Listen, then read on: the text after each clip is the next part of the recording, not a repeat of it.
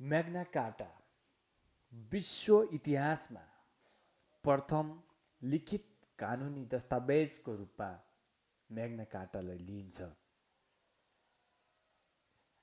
म्याग्ना carta जान्नु अघि म्याग्ना carta घोषणापत्रको कसरी जन्म हुन पुग्यो, यो विश्वको प्रथम लिखित कानुनी दस्तावेज कसरी बन्यो, कुन बाध्यता कुन आवश्यकताले म्याग्ना कार्टाको जन्म भयो भन्ने कुरा महत्त्वपूर्ण हुन्छ र यो इतिहास जान्नको लागि हामीले यसको घटनाक्रमलाई जान्नुपर्ने हुन्छ। त्यसैले अब हामी म्याग्ना कार्टाको कसरी जन्म भयो, कसरी म्याग्ना कार्टा ल्याउनु पर्ने भयो भन्ने कुरालाई लिएर अघि बढ्दैछौँ। म्याग्ना कार्टा भन्ने शब्द ल्याटिन भाषाको म्याग्ना कार्टम भन्ने शब्दबाट आएको हो, जसको अर्थ हुन्छ the great charter of liberties अथवा स्वतन्त्रताको महान अधिकार पत्र भन्ने हुन्छ। त्यसैले म्याग्ना कार्टा घोषणापत्र तत्कालीन इङ्ल्यान्डको जनताहरू र बेरोनहरूले प्राप्त गरेको स्वतन्त्रताको प्रथम बडापत्र हो भनेर भन्न सकिन्छ। जब सन् 1979 अप्रिल 6मा राजा रिचर्ड फर्स्टको फ्रान्समा निधन भयो, त्यसपछि इङ्ल्यान्डमा राजा जोन द्वितीयले शासन गर्न थालिसकेपछि इङ्ल्यान्डमा आफ्नो स्वेच्छाचारी ढङ्गले राज्य सञ्चालन गर्न थाले, जसले गर्दा इङ्ल्यान्डको जनताहरूमाथि स्वतन्त्रताको हनन हुन थाल्यो। त्यसपछि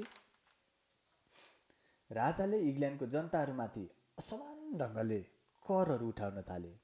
त्यहाँका भूमिपति बैरोनहरूमाथि आफ्नै विधिद्वारा शासन गर्न सुरु गरे।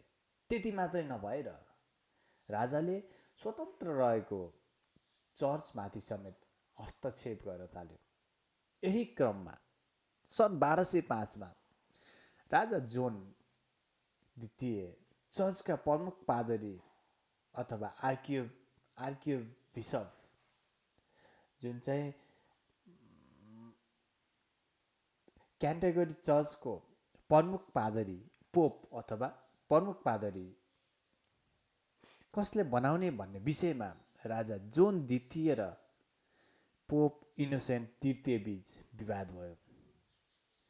क्यान्टरबरी चर्चका प्रमुख पादरीको रूपमा स्टेफेन लामटाङलाई बनाउनुपर्छ भन्ने मत इनोसेन्ट तृतीयको थियो भने राजा जोन द्वितीय स्टेफेन लामटाङलाई इङ्ल्यान्डमा नै रहेको देख्न चाहँदैनथे। यही क्रम बढिरहेको थियो। राजाले गरेको असमान व्यवहारले गर्दा जनताहरूले राजालाई सपोर्ट नगरेर पोप इनोसेन्ट तृतीयलाई नै सपोर्ट गर्यो, जसले गर्दा पोप थप बलियो हुन गयो र त्यसैले क्यान्टरबरी चर्चको प्रमुख पादरीको रूपमा आर्किबिसप स्टेफेन लामटाङ नै बन्न पुग्यो। राजा र पोपको बीच द्वन्द्व चर्किरहेको थियो। जनताहरू राजाको विरुद्धमा थियो। राजाले पोप र जनताबाट नै विरोध खेपिरहेपछि झनै कमजोर बन्दै गइरहेको थियो। जब सन् 1909मा पोपले राजासँग बदला लिने क्रममा राजालाई चर्चको सामान्य सदस्य पनि नरहने गरी हटाउँदै चर्चबाट पाउने सम्पूर्ण सुविधाहरू बन्द गरिदिएपछि राजाले हार स्वीकार्नु पर्यो। पोप इनोसेन्टले राजा र जनतालाई चर्चले आवश्यक परेको र मागेको बेलामा पैसा पनि लिने मन्जुर गराएर राजालाई राखिदियो। त्यति मात्र नभएर अब सन् 1213मा राजा विरुद्ध जनता तथा बेरोनहरूको एउटा प्रतिनिधि मण्डल आर्किबिसप र पेपल लेगेट सामु गई राजाको गतिविधिबारे जानकारी गराए। राजाले गरेको व्यवहार, राजाले गरेको असमान करहरूको बारेमा जानकारी गराए। जब त्यही मागपत्र स्टेफन लामटाङ, पेपर लेगेट र बेरोनहरू मिलेर एउटा ड्राफ्ट तयार गर्छ र त्यही ड्राफ्ट म्याग्ना कार्टा घोषणापत्रको ड्राफ्टको रूपमा स्थापित भयो। समाजका कुरीतिहरूलाई हटाउँदै जनताको चाहना बमोजिम शासन गर्ने भनेर राजा जोन तृतीयको पुर्खाले जारी गरेको घोषणापत्रको आधारमा रही शासन चलाउनुपर्छ भन्ने माग बेरोनहरूले स्टेफन लामटाङ समक्ष गरेको थियो। त्यही मागपत्र आर्किबिसप स्टेफन लामटाङले राजाले बुझाउँछ र राजाले सोही मागपत्रलाई ठाडै अस्वीकार गरिदिन्छ। र यही क्रममा सन् 2014मा राजाको शक्तिशाली सेना द ग्रेट मेसिनरी आर्मी, जसको सहायताबाट राजाले वरिपरिका ससाना राज्यहरूले जिती त्यहाँ राज्य गरे र कर उठाउन थाल्थे र यही युद्ध सञ्चालनको लागि जनताबाट छुट्टै कर पनि उठाउँथ्यो। यस करलाई स्कुटेज कर भनिन्थ्यो। यही सेनाले राजाको हितको लागि काम गर्थ्यो, विभिन्न ससाना राज्यहरूले जित्थ्यो। सन् 1214मा जब किङ जोन द्वितीयको सेनाले उत्तरी फ्रान्समा आक्रमण गर्यो, उत्तरी फ्रान्समा जोन द्वितीयको सेना र उत्तरी फ्रान्सको सेनाबीच ठुलो युद्ध हुन्छ। त्यो युद्ध भएको ठाउँ द ब्याटल अफ बोभाइन्स भनिन्छ। त्यो युद्धमा जोन द्वितीयको सेनाले नराम्रोसँग हार बिहोर्छ। अब राजा जोन द्वितीयको न त चर्चसँग राम्रो सम्बन्ध छ, न त शक्तिशाली सेना नै बाँकी रह्यो, न त जनतासँग राम्रो सम्बन्ध छ, न त भूमिपति बेरोनहरूसँग राम्रो सम्बन्ध छ। चौतर्फी आलोचना मात्रै भएपछि इङ्ल्यान्डको जनताहरू, भूमिपतिहरू मिलेर सन् 1215मा राजा विरुद्ध सङ्घर्ष गर्नको लागि आफ्नो नेता रोबर्ट फिज वाल्टरलाई चुन्छ। रोबर्ट फिज वाल्टरको नेतृत्वमा मे महिनामा इङ्ल्यान्डको लन्डन सहरमाथि हतियारसहित आक्रमण गर्छ र सोही आक्रमणमा लन्डन सहर नै कब्जा गरिदिन्छ। त्यसपछि राजाको अगाडि आर्टिकल अफ ब्यारन्सलाई हस्ताक्षर गर्नै पर्ने बाध्यता पारिदिन्छ। यदि हस्ताक्षर नगरेमा देशमा गृहयुद्ध चलाइदिन्छु भनेर धम्की दिन्छ।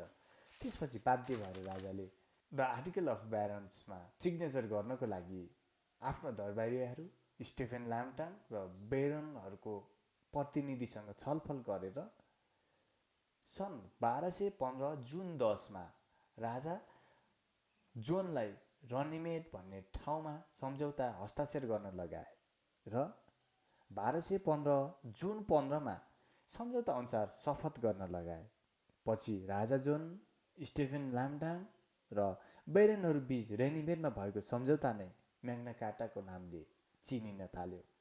राजाले गरेको 15 वर्षीय शासन चित्त नबुझिसकेपछि राजाले आफ्नो मनपरी तन्त्र ल्याइसकेपछि इङ्ल्यान्डमा एउटा घोषणापत्रलाई जारी गर्नुपर्ने हुन्छ र त्यही घोषणापत्र कानुनी दस्तावेज हुन्छ र त्यही कानुनी दस्तावेजलाई म्याग्ना कार्टाको नामले चिनिन्छ। म्याग्ना कार्टा बेलायती नागरिकहरूको स्वतन्त्रताको प्रथम बडापत्रको रूपमा लिइन्छ। म्याग्ना कार्टा राजाको विरुद्ध धर्मगुरु तथा प्रजाबीचको सङ्घर्षको परिणाम थियो, जुन कहिले जारी भएको थियो? सन् 1215 जुन 15मा। मानव अधिकारको पहिलो लिखित दस्तावेज मानिने म्याग्ना कार्टालाई संशोधन गरी कसले पूर्णता दिएको थियो? राजा हेनरी तृतीयले। बेलायतमा संवैधानिक सरकारको सुरुवात गर्ने दस्तावेजका रूपमा लिइने म्याग्ना कार्टा कति दफा रहेको छन्? 63 दफा। म्याग्ना कार्टाको पाण्डुलिपि कसले तयार पारेका थिए? स्टेफन लाङटन र बेरोनहरूले। म्याग्ना कार्टामा हस्ताक्षर गर्ने राजा को थिए? राजा जोन द्वितीय। म्याग्ना कार्टाले मुख्य रूपमा कुन अवधारणालाई आत्मसात गरेको छ? राज्यभन्दा माथि मौलिक अधिकार छ जसलाई राज्यले समेत अतिक्रमण गर्न सक्दैन। म्याग्ना कार्टा कुन सभ्यताको प्रभाव हो? ग्रिक सभ्यता। हाल म्याग्ना कार्टाको कति प्रति सुरक्षित छ? 4%। ब्रिटिस संविधानको बाइबल भन्नाले के बुझिन्छ? म्याग्ना कार्टा।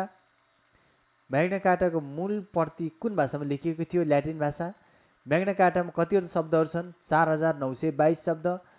बेरोन पादरीद्वारा तयार पारिएको म्याग्ना कार्टामा हस्ताक्षर गरिएको ठाउँ कुन हो? लन्डनभन्दा 19 माइल टाढा रनिमेड भन्ने ठाउँमा। म्याग्ना कार्टा बेलायतको कतिवटा कानुनहरूको सङ्ग्रह थियो? 37वटा। प्रत्येक व्यक्तिलाई कानुन अनुसार नै दण्ड दिइनेछ भन्ने कुरा महाधिकार पत्रको कुन धारामा व्यवस्था गरिएको छ? धारा 39। म्याग्ना कार्टालाई राजा हेनरी तृतीयद्वारा आवश्यक संशोधनसहित कहिले पुनः जारी गराइएको थियो? सन् 2025 फेब्रुअरी 11 हामीले कसैलाई पनि अधिकार वा न्याय बेच्ने छैनौँ, न्याय प्रदान गर्नमा ढिलाइ पनि गर्ने छैनौँ र न्याय दिन इन्कार गर्ने छैनौँ भन्ने कुरा म्याग्ना कार्टाको कुन धारामा उल्लेख गरिएको थियो? धारा 40। म्याग्ना कार्टामा भएको मुख्य प्रावधानहरू: जनतालाई व्यक्तिगत स्वतन्त्रताको अधिकार हुने, राजाले संसदको अधिवेशन नियमित रूपमा बोलाउनु पर्ने, ऐन पारित गर्ने अधिकार संसदलाई हुने, संसदको स्वीकृति बिना कुनै पनि कर उठाउन नपाउने, जनतालाई व्यक्तिगत सम्पत्तिको अधिकार हुने, राजकीय सेनाको लागि चाहिने आर्थिक व्यवस्था संसदको स्वीकृतिबाट मात्र व्यवस्था हुने, कानुन र कानुनको उचित प्रक्रिया बिना कुनै पनि स्वतन्त्र व्यक्तिलाई थुनामा राख्न वा देश निकाला गर्न नपाइने, कुनै पनि व्यक्तिलाई तोकेभन्दा बढी सजायको भागीदार नबनाइने, कसैलाई पनि मृत्युदण्ड नदिने, न्याय दिनमा ढिलाइ एवं इन्कार नगरिने, जथाभावी सजाय विरुद्ध अधिकार तथा स्वतन्त्र र निष्पक्ष पूर्वपक्षको अधिकार हुने आदि म्याग्ना कार्टाकोमा राखिएको मुख्य प्रावधानहरू हुन्।